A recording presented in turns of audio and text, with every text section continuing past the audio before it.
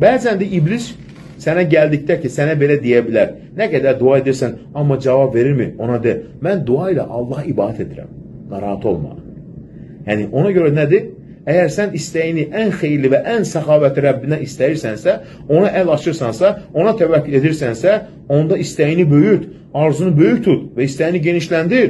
Demək ki, istəklər çoxdur. Çünki istəməkdə genişlik Allahın əzəmətinə yaraşandır. Onun xəzinələri sonsuzdur.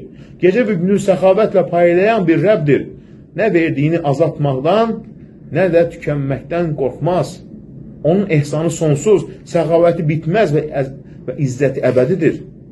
Baxın, Allahın bəlaya düşər olan bəndlərinə olan mərhəmətindəndir ki, onların üzərinə fərəh, sevinç, nurları, işarələri göndərər.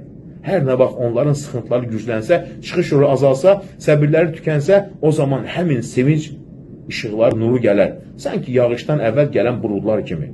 Onların ümidini yaşadır və ruhlarına səbir verər.